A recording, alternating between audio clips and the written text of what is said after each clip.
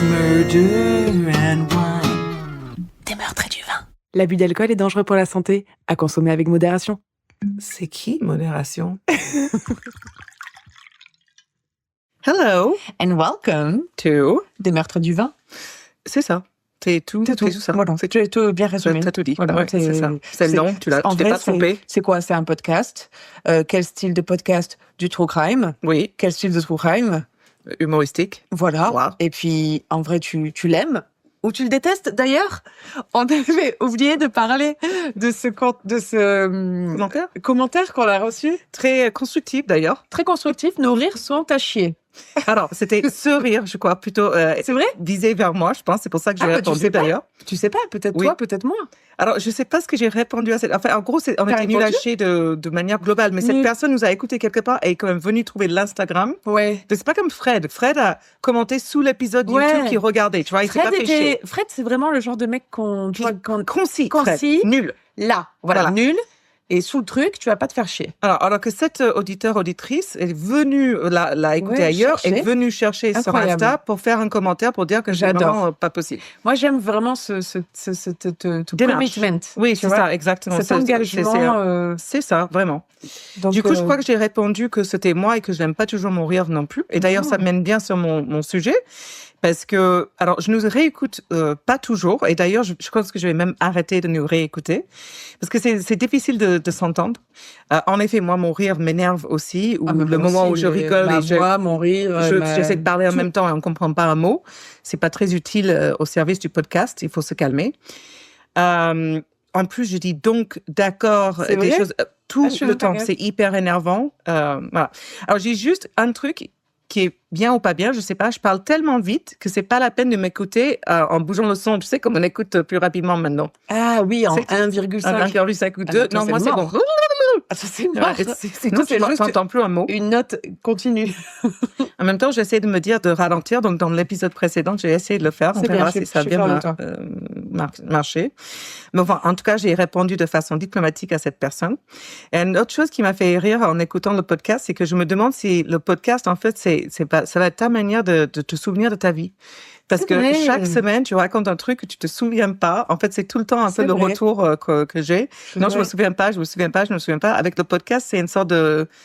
Quand on aura, tu sais, c'est comme cette vidéo de cette ancienne ballerine qui revoit une vidéo d'elle, je sais pas moi, je vais te dire une bêtise, mais en 1920 par exemple, tu sais, ces vieilles vidéos qui sont un peu saccadées, et elle se revoit en train de faire peut-être le lac des cygnes, et tu la vois en fait, alors qu'elle a Alzheimer, etc., et tu la vois refaire ses mouvements, et en fait pour elle cette vidéo là lui a redonné un peu cette mémoire, quoi. Souvent les personnes avec démentie ou un Alzheimer, ils font beaucoup de cours de musique parce qu'ils se souviennent de rien, mais ils se souviennent des chansons. Mais oui, moi je faisais ça avec je disais ça à ma grand-mère vers la fin, elle se souvenait de rien, etc. Et je mettais des chansons de son époque qui passaient à la radio à son époque.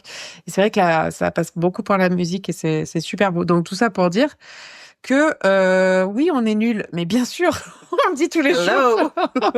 C'est notre première critique. Bien sûr, mais j'ai beaucoup aimé parce que comme disait Cardi B, nos critiques sont aussi là pour nous servir parce qu'elles nous écoutent et ça nous fait au moins une écoute de plus. Donc merci, c'est ça, belle inconnue. Yes, nice person you.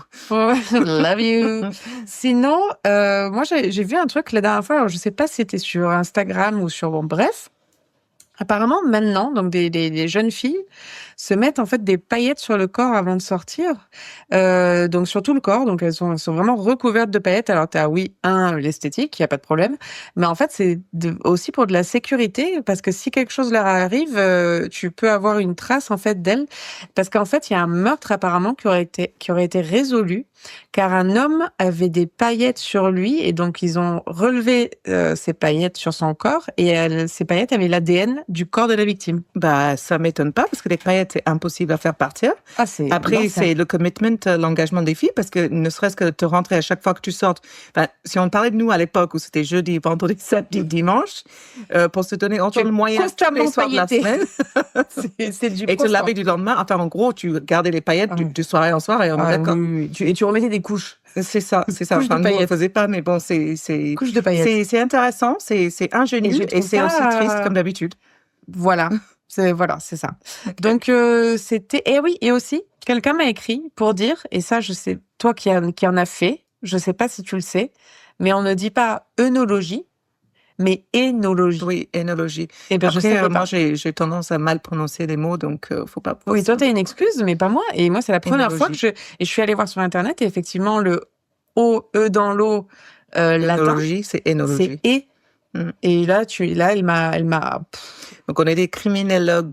Criménologues, du coup. Oui, c'est là. On dirait un truc avec les ménopauses. Criménoposés. On est criménoposés. C'est triste, mais c'est comme ça. Donc, voilà. Le vin. C'est à toi. C'est à moi. Alors, ce sera très simple. J'étais en retard. J'ai travaillé très tard et du coup, enfin pas très tard, mais j'ai pas arrêté. Et du coup, je suis passée au Carré Frais. Il faut vraiment qu'ils nous offrent des bouteilles parce qu'on leur fait beaucoup de pubs quand même. Hein. Alors, je vais passer le pub à marché, mais je vais poser la question la dernière fois. De nos 1 500 000 followers. Attends, excuse-nous. Quand on est allé aujourd'hui, j'étais avec Max. Il a essayé de leur dire ça. Mais maman, t'as combien de followers? Je te donne, mais tais-toi. Déjà, je sais pas, parce que alors, qui compte? Exactement. C'est pas une question de combien, c'est une question de la qualité. Qualité. C'est ça. Et nos followers, excuse-moi, mais. C'est de la qualité. Merci. Donc, en fait, le problème, c'est que, en fait, il y a un écart de temps entre le moment où j'ai acheté la bouteille et maintenant. D'accord. Au moment où j'ai acheté la bouteille, j'avais très chaud. Je suis arrivée au Carré Frais. Je suis allée au rosé. J'avais envie de rosé à ce moment-là. Là, maintenant, j'ai plus envie de rosé. Et tant pis, on est là. Donc, c'est un rosé qui s'appelle les Galinettes avec 3 poules sur l'étiquette que je trouve très, très mignon. C'est très bien. 0 résidus pesticides. Agriculture biologique, s'il te plaît. Donc, c'est Enclos de la Croix, un rosé les Galinettes. Et ils disent, donc il y a une petite citation d'Antoine de Saint-Exupéry, nous n'héritons pas de la terre de nos parents, nous l'empruntons à nos enfants. Et ça m'a fait penser un peu à la citation, tu sais, tu plantes les arbres je sais pas comment dire. Et là, elle fait un AVC. En fait, je l'ai en anglais, mais la bonté de l'humain, c'est de planter les arbres dont l'ombre tu ne profiteras jamais. Tu vois ce que je veux dire? Oui, je vois. Tu vois la citation. Voilà.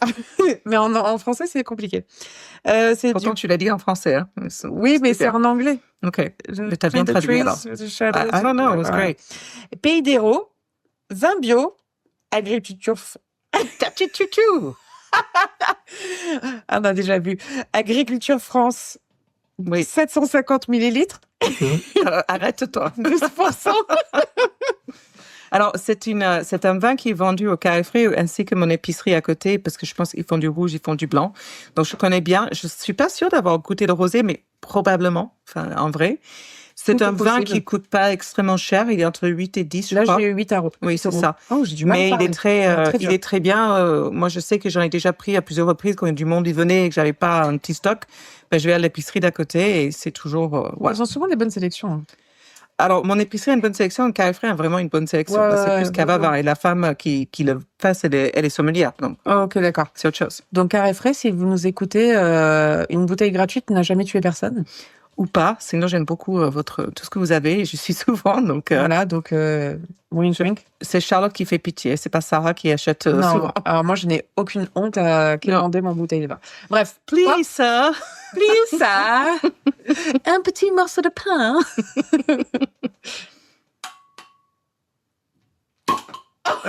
Bon, awkward. Comme tu l'as ouverte, je pense que le pop, là, il paraît, je ne sais pas si on peut juger ce pop. Charlotte, on aurait dit un octopus, là, qu'elle avait 40 000 bras, mais elle n'en a que 2. Et elle avait du mal. Je n'arrivais pas. Non, tu n'arrivais pas. J'avais l'impression que le bouchon, il s'étirait. Oui, mais non, il ne partait pas. Oh mon Dieu, ça va être dur parce que j'ai déjà bu. Ah ben, on n'a pas bu beaucoup, hein, pour vous dire. Non, pas vraiment, 2-3 verres. mais je n'ai pas mangé. C'est un bon coup. Je laisse pour la le fin. mystère pour la fin. Cheers. Cheers.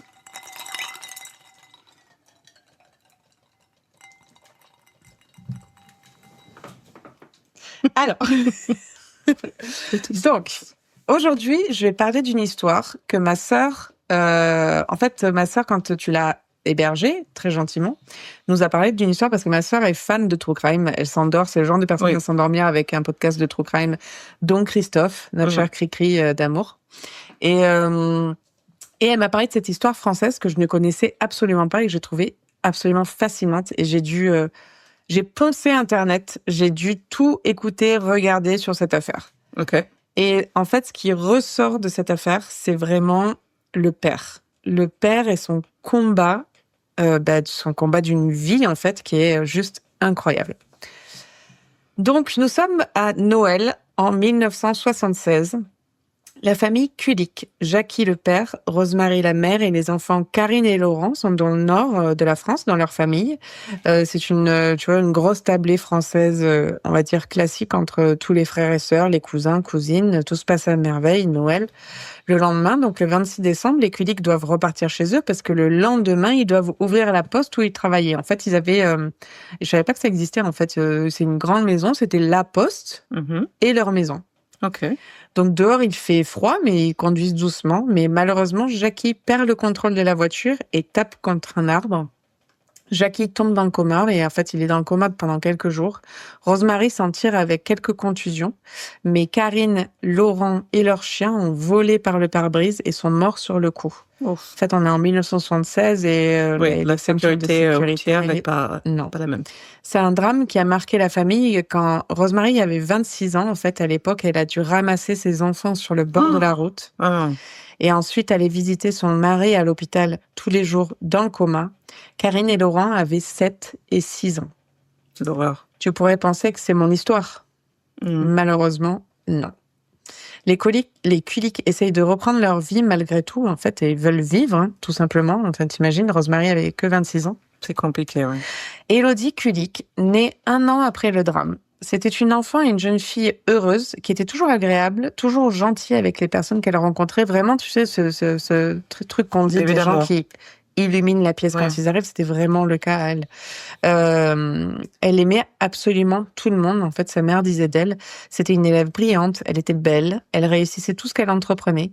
Et elle est même devenue, à 24 ans, la directrice de banque la plus jeune de France. Okay. Incroyable. Ça me fait tilter sur ta sœur. Elle nous a raconté cette histoire en bref, donc je me souviens pas. Mais ça, cette phrase-là me fait. Voilà. Ouais. Mais c'est j'ai des souvenirs. Ouais. Et moi, je trouve ça déjà incroyable. À 24 ans, en fait, c'est. Ah, bien sûr. Et elle était surnommée la banquière de Péronne. En fait, Péronne, c'est là où elle habitait. Péronne, à côté de chez nous? Non, Péronne. Ah, ok. P-E-R-O-2-N-E. Dans le nord de la France. Le 10 janvier 2002, Élodie part du travail vers 17h30. Elle va retrouver un ami, en fait, qui était un ancien collègue à elle, Hervé, sur Saint-Quentin. Et ils vont dans un restaurant qui s'appelle le Nouveau Pavillon de Shanghai, où ils passent une très bonne soirée. Et les serveurs qui ont été interrogés par la suite par la police ont même avoué qu'ils se battaient pour aller prendre sa commande, parce que c'était vraiment une très belle jeune femme, en fait. Puis, elle va boire un thé chez cette amie et elle repart. En fait, elle n'a pas pris d'alcool pendant le repas. Elle n'a pas pris d'alcool chez son amie parce qu'elle était très, très sérieuse, très professionnelle, pas comme nous. Et elle commençait très tôt le lendemain matin à la banque. Et c'est la dernière fois qu'elle sera vue vivante. Donc, le lendemain matin, la voiture d'Élodie est retrouvée sur le bord de la route qui l'amenait chez elle. Certains disent en fait que la police avait été prévenue dans la nuit, mais ils n'y seraient pas allés parce qu'apparemment ils étaient vraiment en sous-effectif et les appels c'était juste on a vu cette voiture sur le bas-côté en fait. Moi aussi, la police municipale, j'imagine, c'est pas la gendarmerie, ils ont peut-être autre chose à faire. Et dans ce genre de petit village, voilà, ils sont en sous-effectif. Si jamais, par exemple, ils sont appelés pour, je sais pas moi, une violence conjugale, ils peuvent pas aller voir une voiture vide, quoi. Tête de liste, ouais. Voilà. Donc, ils se rendent à la voiture, donc le lendemain matin, constatent qu'elle a été pas mal abîmée, en fait, qu'elle a fait un tonneau et elle est retombée sur ses roues. À l'intérieur, pas de passagers, mais un sac à main avec des papiers dedans, avec les papiers de Élodie Kulik. Donc, ils appellent les parents d'Élodie, qui pensaient avoir un coup de fil de leur fille pour leur souhaiter un bon anniversaire de mariage parce que c'était le jour de leurs 33 ans de mariage. Oh, je le vois venir déjà. Mais malheureusement, c'était la police pour leur demander s'ils avaient eu des nouvelles de leur fille, parce que sa voiture avec son sac était retrouvée. Les parents disent non. Les policiers appellent alors les hôpitaux, le travail d'Élodie, etc., mais sans succès. Et du coup, ils ouvrent alors une enquête pour d'abord disparition, en fait, assez rapidement. Le 12 janvier, donc 2 jours après qu'Élodie soit partie de chez Hervé à Tétry, un agriculteur se rend dans une décharge agricole qui est complètement isolée. En fait, il faut savoir que les genres de décharges agricoles, en fait, c'est au milieu de nulle part. Et là, en fait, à sa grande horreur, il aperçoit le corps d'une femme. Il constate que le corps est en partie carbonisé et dénudé. Et elle a le dos fortement cambré, apparemment, de cette description. Et en fait, pour moi, en fait, à chaque fois que j'entends un corps qui a été calciné, qui a été brûlé, ça me fait penser à vraiment un accès de violence. Tu sais, c'est comme mais c'est sûr, parce que t'es caché des pistes. Oui, et puis même, pour moi, c'est de la colère extrême. Tu sais, c'est comme les trans aux États-Unis qui sont brûlés vifs. En fait, pour moi, c'est de la haine contre la personne, pour moi, extrême.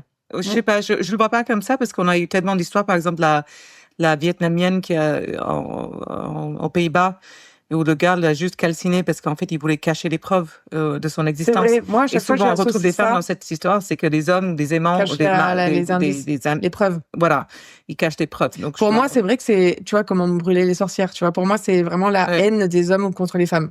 Oui, enfin, il n'y a pas beaucoup d'amour non plus. Non, pas trop. Donc, l'agriculteur prévient la police qui arrive rapidement sur place parce qu'il a entendu parler de cette jeune fille qui a été disparue. Autour du corps, il y a énormément d'indices. Il y a 2 mégots de cigarettes, une serviette, un préservatif usagé, l'emballage du préservatif, un tampon hygiénique et une serviette. Waouh. Avec autant de preuves, en fait, la police se dit, c'est bon, en 6 mois, parce qu'il faut quand même un minimum de temps pour une investigation, c'est réglé parce que autant d'amateurisme, en fait, ça pourra pas ne pas être résolu, en fait. Le légiste confirmera que la cause de la mort est la suffocation et elle était déjà morte quand elle a été brûlée parce qu'il n'y avait aucune trace de suie dans son œsophage. Ils vont également prélever une grande quantité d'ADN dans le préservatif qui correspond à l'ADN prélevé sur Élodie et également sur un mégot de cigarette. Donc on a clairement l'ADN du ou d'un des tueurs. Mais malheureusement, en fait, cet ADN n'est pas dans le FNAG, qui est le fichier national automatisé des empreintes génétiques qui a été mis en place en France avec l'affaire Guy Georges, dont je parlerai à un moment donné, je pense, de cette affaire, parce qu'elle a été quand même assez, on va dire, emblématique pour la France. 2 jours après la découverte du corps, la police se rend compte qu'à minuit 21, Élodie avait appelé les pompiers pendant 26 secondes, juste après son accident. Et pendant 26 secondes, l'opératrice au bout du fil va entendre Élodie hurler de terreur. Et au bout de 26 secondes, l'appel est coupé. L'opératrice tente de rappeler le numéro, mais le numéro n'arrive à rien, en fait. C'est éteint. Le téléphone est éteint. Cet audio n'est pas public. Je vous avoue, j'ai essayé de voir si effectivement c'était rendu public, mais tant mieux, il ne l'est pas parce qu'en fait, il faut protéger la victime et les personnes qui sont liées à la victime. Mais apparemment, toutes les personnes qui ont dû écouter cet audio disent que ça glace le sang. Ah ben oui. C'est le genre de hurlements qui sortent vraiment de ton tréfonds, de ton côté animal, de je veux vivre en fait. Ouais, je veux bien entendre. Je veux pas mourir. C'est vraiment une voix d'outre-tombe qui est pas humaine en fait. Et il est rare en fait d'avoir des audios de personnes qui savent qu'elles vont mourir. Donc et là c'est clairement apparemment ce que tu entends sur cet audio d'Élodie. Je suis contente que tu l'aies pas trouvé parce que tu me l'aurais fait écouter. Et non, je pense pas. Ah oui. Non, ouais, parce que la manière dont les gens le décrivent, c'est vraiment trop hard. Ouais. Okay. Sur la cassette, sur l'audio, on entend 2 voix. Certains spécialistes diront 3, avec clairement un accent du Nord, donc des gens du coin. Surtout pour être également découvert sur cette décharge agricole, donc fallait vraiment connaître le coin. Et la police va forcément enquêter sur Hervé, donc l'ami d'Élodie qui l'a vu pour la dernière fois, mais rapidement il est mis hors de cause. Puis un ancien petit ami qui avait des gros problèmes de jalousie, mais pareil, rien de concret. Toutes les personnes qui ont été entendues ont été prélevées au niveau digital, mais également ADN en fait, mais sans succès. Et en fait, l'enquête piétine clairement. Donc le 8 juillet, un agriculteur appelle la police pour... oui, pardon, j'étais là. Est-ce que c'est le même? Donc, un agriculteur appelle la police pour signaler la découverte d'un corps dénudé dans un champ derrière des ballots de paille. En fait, c'est pour ça que j'ai le truc parce que c'est exactement les mêmes motifs. Oui, motifs de figure, quoi. Voilà. Ouais. Il s'agissait de Patricia Leclerc, 19 ans, qui a été violée et assassinée. Le 21 août, un troisième corps est découvert, Christelle Dubuisson, 18 ans, retrouvée poignardée sous un camion. Donc en fait, là, on a 3 meurtres en 8 mois dans le même périmètre. Ah oui. Donc forcément, tu te poses la question, est-ce qu'il y a un tueur en série dans la région ? Ils sont liés, oui. Et en fait, ça a semé la psychose complète auprès des jeunes femmes. En fait, plus personne ne sortait sans être accompagné. Tu avais tu voyais des interviews en fait à la télé ou aux journaux de jeunes femmes qui disaient non, mais on sort plus, on ne sort plus. Et on est à peu près en 2000, un truc comme ça. Ouais, c'est ça. Oui. Les familles des victimes se rapprochent pour avoir plus de poids en fait, et elles ont même été reçues par Nicolas Sarkozy, qui était ministre de l'Intérieur à l'époque. 3 mois plus tard, le 24 novembre 2002, un homme est arrêté, Jean-Paul Lecomte, 36 ans, qui avait été condamné pour une série de viols plus tôt et qui vivait à 20 km de Péronne. Son ADN correspond à l'ADN retrouvé sur Patricia et Christelle, mais aucune correspondance avec l'ADN retrouvé sur Élodie. Et en plus, au moment des faits, il était encore emprisonné pour meurtre, donc en fait, il ne peut clairement pas être le tueur d'Élodie. C'est pas lié. Il est donc arrêté et condamné 2 fois à perpétuité avec 22 ans de sûreté, mais dans sa précédente condamnation, dont un viol d'une enfant de 8 ans. Condamné à 17 ans, il en avait servi 13 et 2 mois, et 2 mois après sa libération, il a tué Patricia Leclerc. Waouh. Il donne pas attendu pour le récidiviste. Que voilà, les violeurs, tueurs en général, pédophiles vont violer et tuer. Il est actuellement toujours en prison. Tant mieux. Voilà. Mais tous ces drames, en fait, à la suite, vont être beaucoup trop lourds à porter pour la mère d'Élodie, Rosemary, qui va avaler du poison, de la morora, et qui va tomber dans un coma qui va durer 9 ans. What? Dans tous ces malheurs, Jackie, le père, donc, va trouver la force d'aller tous les matins voir sa femme à l'hôpital, qui est dans le coma. Et c'est un couple qui s'aime, quand même, parce que vu leur vie, tout ce qu'ils ont pu survivre. Horrible. Ouais. Et donc, tous les matins, il va voir sa femme qui est dans le coma à l'hôpital. Et toute la journée, il va passer le reste de sa journée à chercher les meurtriers de sa fille et à harceler la police pour qu'Élodie ne soit pas oubliée. Donc, c'est vraiment la résilience de cet homme. Aussi incroyable. Intense. Pour ça, tous les ans, il organise une messe en l'honneur d'Élodie pour qu'elle ne tombe pas dans l'oubli.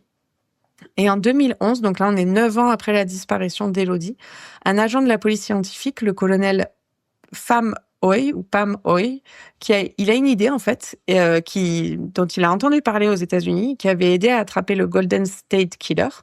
En fait, c'est une technique l'ADN de famille. En fait, ouais. C'est une technique qui est appelée recherche par parentèle, qui en fait ne va pas rechercher une correspondance d'ADN à 99%, mais à 50%, et espérer qu'un membre de la famille du tueur ou du violeur donc soit dans le système pour pouvoir le retrouver, en fait, parce qu'aucune correspondance d'ADN à 100%, en gros, dans les trucs. En gros, tu retrouves une correspondance à 50%. Frère, sœur, un père, frère, sœur, et qui, on espère, a été arrêté. La famille, et blablabla, tu fais le, voilà.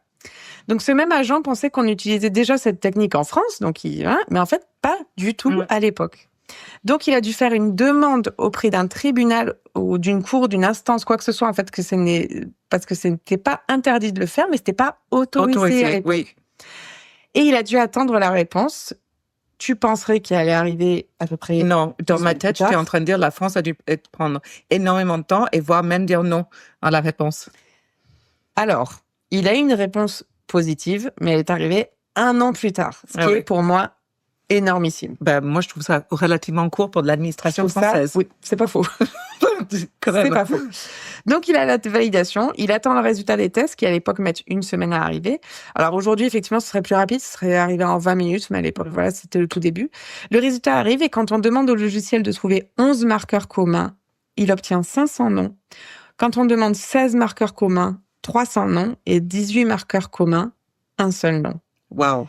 Une personne de la même famille du tueur a déjà été arrêtée et a donc son ADN fiché. Cette personne était Patrick Viard, qui était en prison pour, c'est choquant, agression sexuelle. Mais son ADN ne correspond qu'à 50%, donc ce n'est pas lui, c'est soit le père, soit le fils. Il a 2 fils à l'époque, des faits qui avaient... Oui, mais ça limite quand même le champ, à 50%. Ah, mais complètement. Oui. Il avait 2 fils à l'époque, un avait 4 ans, l'autre 23 ans. Ah, ça limite encore plus le champ. Donc, c'est clairement celui de 4 ans. Donc, on oublie celui de 4 ans forcément, mais le fils de 23 ans, Grégory, pouvait très bien être le coupable. Donc, mais attends. Il avait 23 ans au moment des faits. Au moment des faits. Oui, OK. Oui. Pour ça que, oui. Donc, en fait, on a un nom un nom, au bout de 10 ans. Quand même, moi, je trouve ça fou. La mauvaise nouvelle, Grégory est mort. Enfin, mauvaise nouvelle. Oui, bien sûr. Mais bon, moi, j'aime bien quand même pouvoir arrêter les gens et pouvoir... Je comprends. En fait, que eux savent qu'ils ont été eus. En fait, ils ont été attrapés. En fait, il est mort dans un accident de voiture en 2003, donc 1 an après la mort d'Élodie. En fait, il aurait foncé il a fait un tout droit sur un camion et il est mort sur le coup. Il s'est suicidé. Moi, je pense. Oui, impressionnant. La police demande à exhumer le corps pour faire des tests et l'ADN revient à 100%. Aucun doute. C'est le ou un des violeurs et meurtriers d'Élodie Kulik. Donc, Jackie est allée sur la tombe de Grégory et en fait, elle a vu de toutes les plaques, tu sais, les plaques de mon fils, un homme, un frère aimé, machin, une très bonne personne, etc. En fait, il a fait la demande pour que les plaques soient retirées, mais sans succès. Mais il n'a jamais touché à quoi que ce soit. En fait, il n'a jamais dégradé la tombe de Grégory. Oui, après... Donc, les policiers commencent à s'intéresser à l'entourage de Grégory, donc de 10 ans auparavant. Ils font le tour de ses amis, donc il était fan de 4x4, et le nom qui revenait le plus dans ses connaissances proches était un certain Willy Bardon. Tu veux du vin? Oui. Ok. J'ai beaucoup aimé ton geste. Elle a mimé. Oui, c'est des langues des signes. Attends, du coup, tu vas comparer un petit coup? Ouais.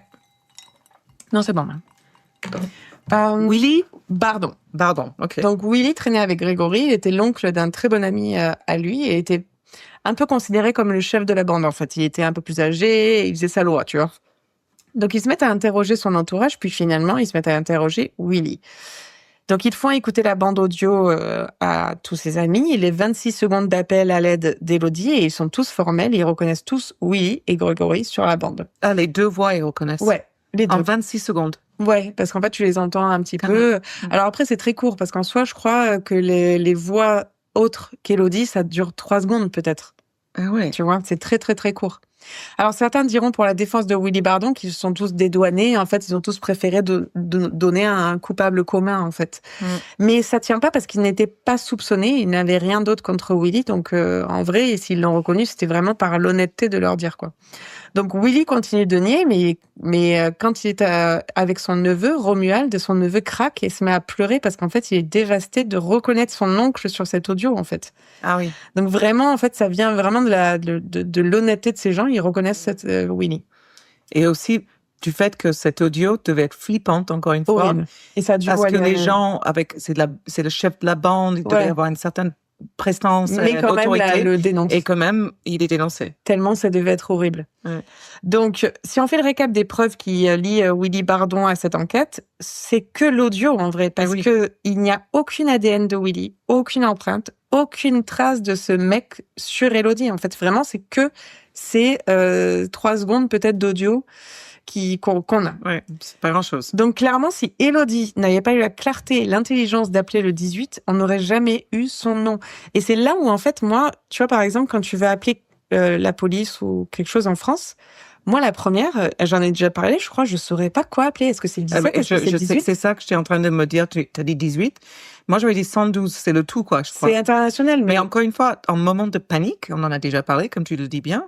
C'est ça. À mon avis, toutes ces chiffres partent de ma tête. C'est ça.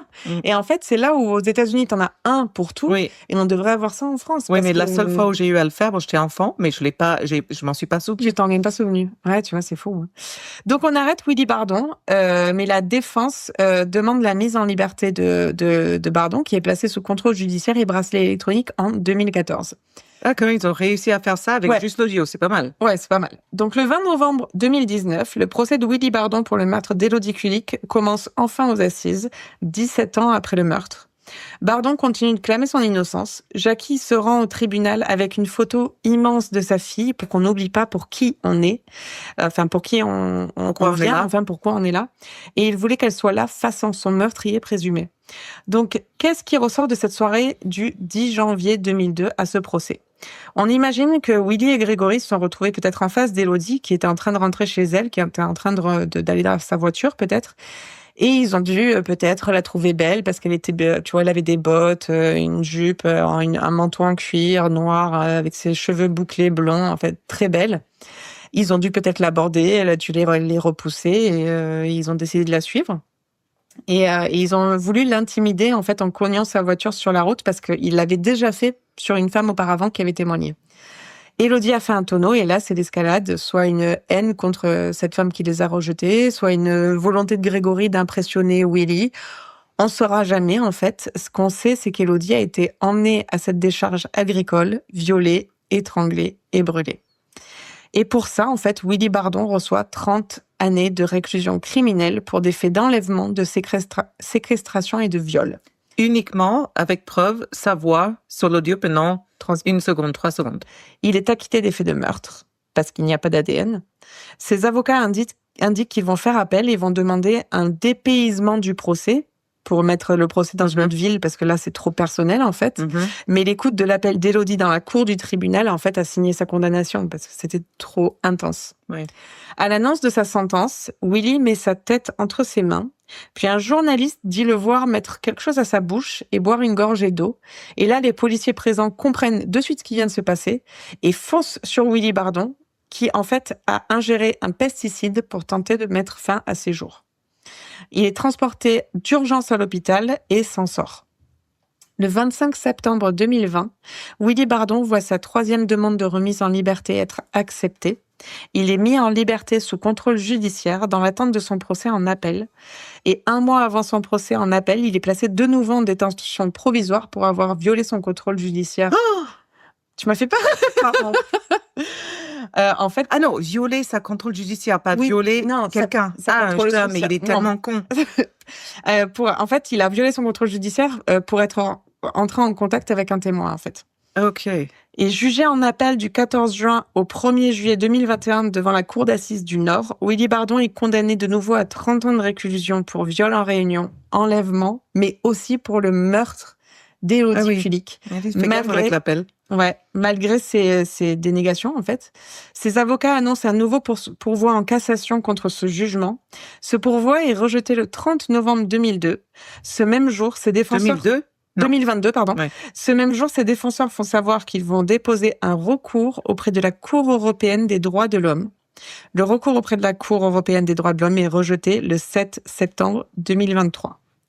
Aujourd'hui encore, Willy Bardon exécute sa peine, mais le combat d'un père, le combat de Jackie Kulik, en fait, qui a connu tellement de malheur, a enfin touché à sa fin quand il a pu tenir la promesse faite sur la tombe de sa fille, qui était de retrouver ses meurtriers.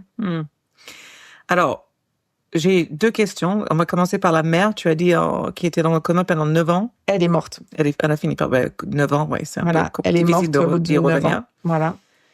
Et la deuxième chose, c'est que, je suis quand même, je dis pas qu'il est pas coupable, mais sur les faits, il y a rien. Cet enregistrement, ça me semble fou. Il y a rien. Qu'on ait pu condamner à autant de reprises et en appel.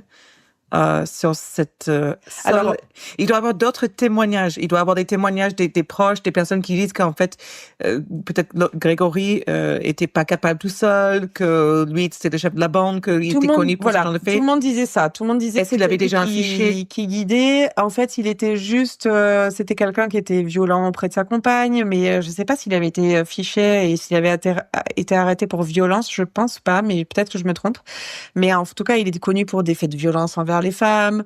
C'était quelqu'un de rude, tu vois, une espèce de rustre de cette époque-là, tu vois, qui pense que machin, mais ça en fait pas un meurtrier. C'est ça. Et vraiment, en fait, toute cette affaire tient sur cet audio. C'est vraiment, et c'est là où moi aussi ça m'a posé question. Parce que je connais pas Willy Bardon, donc je peux pas dire, déjà, j'ai pas écouté l'audio, mais bon, imaginons, même si j'avais écouté l'audio, est-ce que j'aurais reconnu cette personne? J'en sais rien. Et ouais, non, il y avait aucun ADN. Après, c'est vrai que les gens disaient exactement ce que tu dis. Grégory, pour eux, n'était pas capable. De qu'est-ce que les gens en savent? Tu ne peux jamais savoir c'est ça, on sait jamais. Ce dont les gens sont capables. Et est-ce que Willy Bardon, du coup, a pris pour Grégory aussi? C'est possible. Enfin... Après, est-ce qu'aussi le jury a pu écouter cet enregistrement et la voix de Willy était tellement reconnaissable? Ouais, peut-être. Comme tu avais dit, du coin vraiment très spécifique. Apparemment, et quand il parlait, c'était juste... C'était lui. C'était lui, quoi. C'était lui. Apparemment, vraiment, il y avait un accent du Nord, il y avait un accent de cette région-là, de ce coin-là.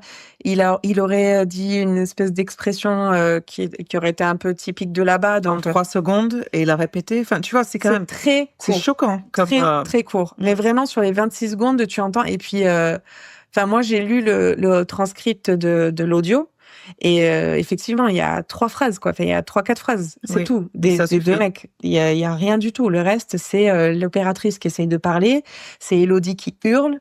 Et après, par contre, le jury a pu bien reconnaître qu'il y a 2 voix. Oui. Ça aussi, ça doit jouer dans la faveur de la défense. C'est ça. C'est que clairement, il y a 2 hommes clairement, ici il y a présents. 2 hommes. Et donc, ensuite, dans l'entourage, tout l'entourage désigne Willy comme étant l'autre voix. Ouais. Et ben, la pierre tombale. C'est ça. Et cette affaire, je l'ai trouvée incroyable. Alors, de 1, enfin, ce père qui a une vie dédiée, quoi. Horrible. Et de 2, voilà, qui est une affaire très, très, du coup, médiatique. Moi, je ne connaissais pas, mais très médiatique et qui est, voilà, portée par une seule preuve. Très, très faible. Mais qui, au final, a été suffisante. Très conséquente. Voilà. Super histoire. Merci donc à toi et à Oriane. Voilà. Il faut le dire. Qu'as-tu pensé du vin? Alors, à l'ouverture, elle est un peu forte. Ouais. En fait, elle a un nez fort. Après, quand tu continues à la boire, elle est. Et du coup, j'ai un peu une gorgée. C'est un rosé très basique. Hein. C'est pas. Je peux pas lui donner plus que 2 sur 5. Non, moi non plus. Elle est pas mauvaise, elle est pas fantastique non plus. C'est pas fou. Hein. Elle vaut le prix de l'achat où on achète. Un supermarché, je sais pas s'ils ont une énorme production, je connais pas la taille. Un supermarché, ça serait très certainement, beaucoup moins cher. Parce que aussi, moi, je valorise le prix de la bouteille contre la qualité. Là, ouais, on est sur un 2 sur 5, mais elle est pas mauvaise non plus. Après, j'en ai pas bu pendant toute la soirée pour savoir que l'autre qualité, c'est que est-ce que j'ai eu mal à la tête le lendemain? C'est vrai.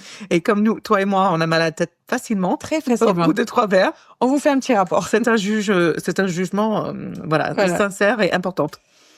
Voilà. Ouais, mais je suis d'accord avec toi. OK. Sur la même longueur d'onde et sur ça. See you next week. See ya. Bye. Bye. Si t'aimais ça, like and subscribe.